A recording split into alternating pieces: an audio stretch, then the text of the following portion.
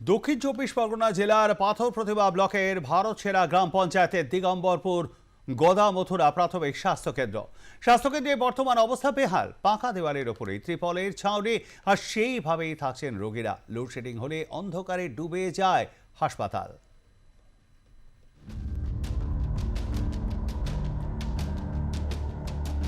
সুন্দরবনের প্রত্যন্ত এলাকার পাথর প্রতিমা দ্বীপের দিগম্বরপুর গ্রাম পঞ্চায়েতের এই গদামথুরা প্রাথমিক স্বাস্থ্যকেন্দ্র একসময় কিন্তু এখান থেকে সেরা শিরোপা পেয়েছিল।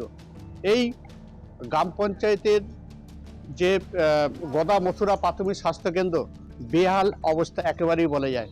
সেখানে কিন্তু ডাক্তারবাবুরা রুগীদের, সেখানে কিন্তু যে সমস্ত ঘর রয়েছে সেই ঘরে তারা তিরপল দিয়ে, মাথার পুরো ছাদ নেই, তিরপল দিয়ে সেখানে কিন্তু তারা এই তারা কিন্তু রোগী দেখছে। এমনকি রোগীর পরিজনরা তারাও কিন্তু আতঙ্কে রয়েছে, এমনকি ডাক্তারবাবুরা আতঙ্কে রয়েছে। কারণ যেভাবে এই বৃষ্টিতে বর্ষাকালে সেখানে তারা পুরো একদম তাঁবু খাটিয়ে প্লাস্টিকের সেখানে তারা কিন্তু এই পরিষেবা দিয়ে যাচ্ছে। শুধু তারা ডাক্তারবাবুরা পরিষেবা দেওয়া তো সে আছেই, প্লাস রুগীরাও তারাও কিন্তু সেখানে এই তাঁবুর মধ্যে তারা কিন্তু রয়েছে। একেবারে নরক যন্ত্রণা যেটা বলা যায়। যে ডাক্তারবাবু বা সিস্টার থাকবে কি করে বলুন? যে নারকেল পাতার চাপাতে কি মানুষ থাকতে পারে? এত বর্ষাতে মানুষ থাকবে কি? পেপার পেতে শুয়ে আছে, তাহলে এখানে কি থাকা সম্ভব? কোন ডাক্তারবাবু বা সিস্টার থাকবে বলুন? আমরা ধর একটা পেশেন্ট আনলাম, পেশেন্টটা এনে আমরা কি করব? এতে কি হসপিটালেও তাই অবস্থা, যেন নৌকা পেরোতে হচ্ছে। হ্যাঁ, 1 হাঁটু করে জল, এগুলো কি ঠিক হচ্ছে হসপিটালে? প্রচুর জল পড়ছে, দিদিমণিরা থাকতে পারছে না, ভেঙেও পড়ে যাচ্ছে। আর কি করে কাজ করবে? কারেন্ট নাই, আর তোমার জেনারেটর চালাতে পারেনি, এ কি করে কাজ করবে? একটা ডেলিভারি এলে তখন এই কারেন্ট থাকে না, কি করে করবে? একটা জেনারেটর চালাতে পারে না। দিদিমণিদের যেমন কষ্ট হচ্ছে, ডাক্তারবাবুদেরও কষ্ট হচ্ছে। প্রথমত গদামথুরা একটা পিএইচসি হলেও ওটা কোনো অংশে কিন্তু রুরাল হসপিটালের থেকে কম চলে না। ওখানে মানে পেশেন্ট লোড, প্রচণ্ড পরিমাণে পেশেন্ট লোড থাকে, বিশেষ করে এমার্জেন্সি পেশেন্ট এবং আউটডোর পেশেন্ট খুব বেশি। আমি যদি আপনাকে বলি, গদামথুরায় এমার্জেন্সি অ্যাটেন্ড হয়েছে প্রায় লাস্ট মান্থে, মানে মে মাসের পরিসংখ্যান বলছি, 890টা কেস শুধুমাত্র এমার্জেন্সিতেই এসছে।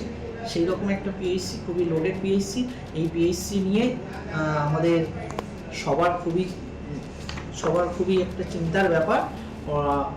মানে কিছুদিন আগে পর্যন্ত সয়েল টেস্ট হয়ে গেছে, ওটা নতুন করে হরাইজন্টাল এক্সটেনশন হবে, নতুন হবে, হসপিটাল হবে, ওটা 10 বেডের থেকে 30 বেডের।